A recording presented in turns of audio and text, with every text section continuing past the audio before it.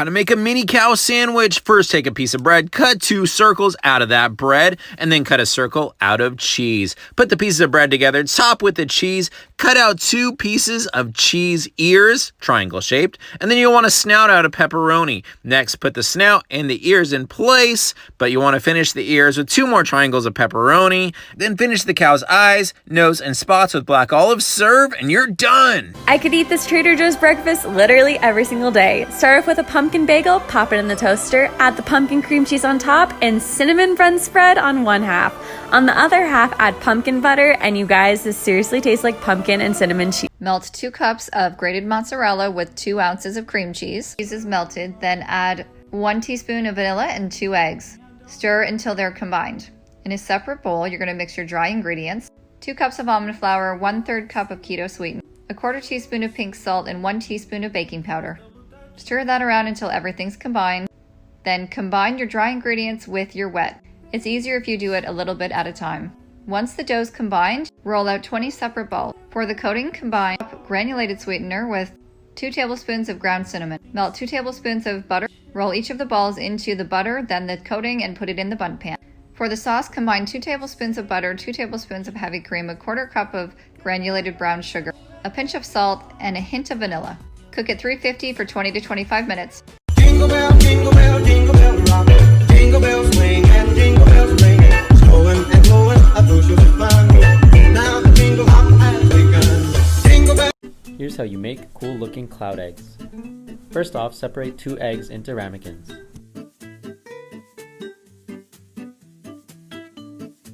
Pour your egg whites into a bowl and add a bit of vinegar and a touch of salt. Now start beating your egg whites until you've got stiff peaks. Using a spoon, shape your clouds and place them on a baking tray. Once you've got your desired shapes, use your spoon to create a little nook for your egg yolk. Pour your egg yolks gently into the nooks and then you're ready to bake at 375 degrees for 8 to 10 minutes.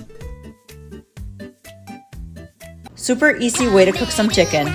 My mom has made this chicken for us since we were little kids and I always loved it. Today I made 4 chicken drumsticks and I coated them with 1 tablespoon of mustard and seasoned with salt and pepper.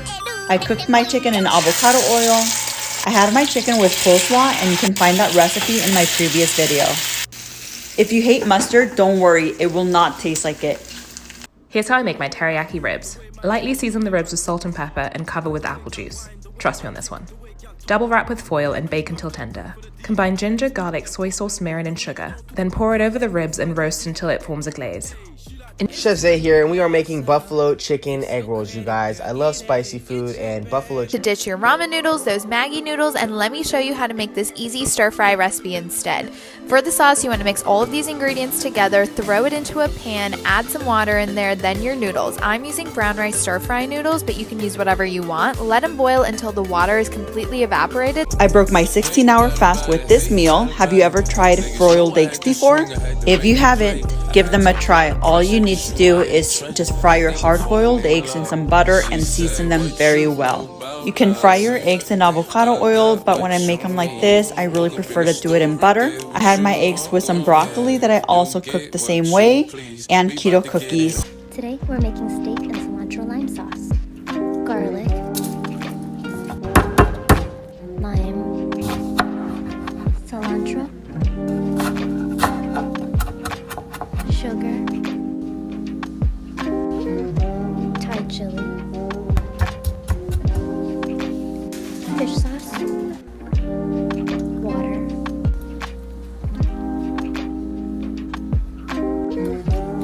time to season the steak, olive oil, salt and pepper, basil and thyme, garlic powder.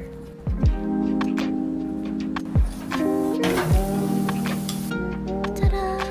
I don't know who needs to hear this, but pecan pie is out and these pecan pie bars are in. Let's make them. We need 3 cups flour, 3/4 teaspoon salt, 1/4 cup sugar, 1/3 cup dark brown sugar, and 2 3/4 sticks of unsalted butter. We're gonna blend that in the food processor, then pour the mixture into a 9 by 13 inch baking pan, pat down with your hands, and then we're gonna bake at 350 for 35 to 45 minutes. Now let's make the filling.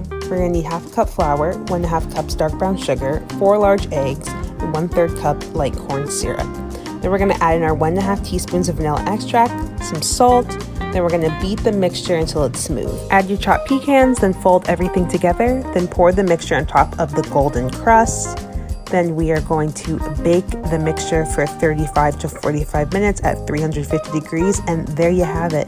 Beautiful pecan bars. Top it with some flaky salt and enjoy. Happy fall, y'all. Apple cinnamon bread. How to make scallion oil noodles. Chop scallions long. Add a 1/4 cup of oil. Add soy and oyster sauce. Mix in the noodles. Garnish and enjoy. Tonight I made Sloppy Joe casserole. I browned up 2 pounds of ground beef with an onion, and then I drained it and added in salt, pepper, garlic, and onion, and a can of manwich sauce.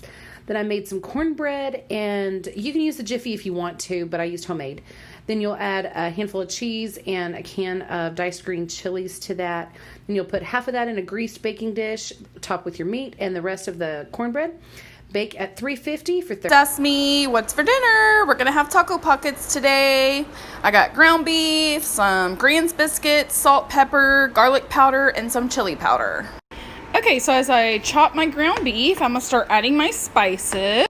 Salt, pepper, garlic powder, and some chili powder. Okay, my meat is just about done. I use pretty lean meat, so there's not like really any fat or juice down here. If yours isn't quite as lean, you do want to drain it though.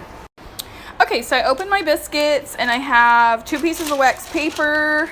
I'm gonna put it between there and I'm gonna use a rolling pin to flatten the biscuit. Okay, so it looks like I'm running out of time. You're gonna have to like and wait for part 2.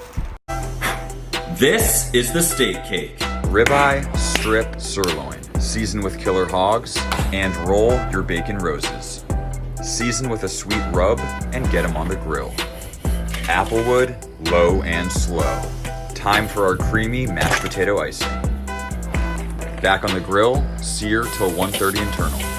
And now we assemble. Ice the bone-in ribeye and add your second layer. Top with Blackhawk Farms Wagyu. And if this isn't what my future wedding cake looks like, I don't want the wedding. Appreciate the follow on Instagram if you enjoyed this content. And yes, everyone gets a slice. How to make the crispiest baked chicken. Just listen. All right, dry rub. Take 1 teaspoon of garlic powder, pepper, paprika, salt to taste, and then this awesome Flavor Gods habanero seasoning. You're gonna take another teaspoon of that. Feel free to add more. Pat the chicken dry. Then you're gonna add 2 tablespoons of olive oil, put in your seasoning, add some Parmesan cheese inside, season the top a little, and bake at 425 for about 40 minutes. And there you have it. It is. Listen to this. Now let's go! First things first, we need to remove all the moisture from this chicken wing's skin. Do this by placing them on a wire rack and leaving them in your fridge overnight. Get them into a big Ziploc bag, and now just pour over this baking powder and spice mixture. Go ahead and pop those in the dryer. We'll do about 40 minutes on medium heat. Hold up, don't do that, just shake it up.